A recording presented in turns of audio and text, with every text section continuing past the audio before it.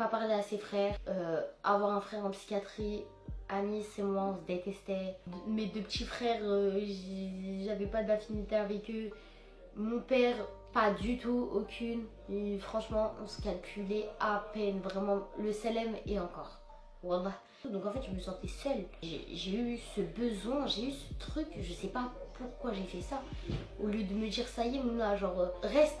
Je saute plein de détails, parce que moi, mes parents, je les mettrai jamais dans une sauce. Je dirais jamais que c'est de leur faute, parce que on a tout le temps le choix. Et j'ai fait ce choix, et...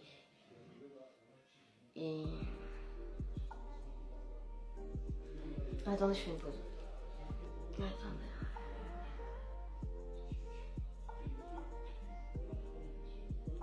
Et du coup, je sais pas, je ressentais ce manque de faire de l'argent, de tout. J'étais plus dans la société normale. J'avais vécu trop de choses, j'avais vu trop de choses. Parce que là, moi, je vous explique en bref. Je veux pas rentrer dans le sujet de ce qui m'est vraiment arrivé, parce que ça mettrait pas mal de gens dans les histoires. En fait, j'essaie d'éviter un max les problèmes, parce que je pense à mes parents. Du coup, je saute pas mal de choses. Je suis retournée dans le sud. Et de là, j'ai fait pas mal de villes dans le sud. Plein de petites villes, Montpellier, Nîmes, Marseille, Aix-en-Provence. Bref, pas mal de petites villes. Et j'ai rejoint cette personne et en fait j'ai fait ça pendant des mois. Comme un déchet. Comme... En fait j'étais tellement vide, je me droguais et je faisais ça. Et c'était comme si j'étais habituée. Je sais pas comment vous dire, c'était... les gens ils se levaient pour aller, je sais pas, travailler moi, à Leclerc. Et moi je me levais pour Hachek, regarder un vieux de 60 ans me faire l'amour.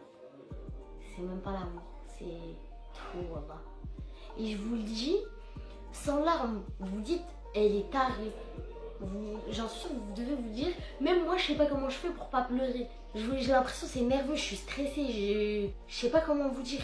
Et j'ai fait ça et du jour au lendemain, un jour je me suis regardée, je me suis dit, tu peux pas faire ça.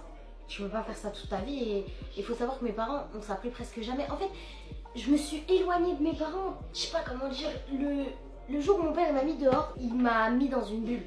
Il m'a mis dans une bulle et je suis rentrée dans un chemin qui était pas le bon, qui était pas du tout le bon. Si on doit calculer, j'ai bossé 1 an et demi. Je vous laisse faire le calcul et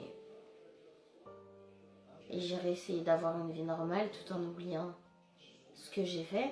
Mais je suis jamais sortie de cette bulle. Je suis toujours restée fermée dedans parce que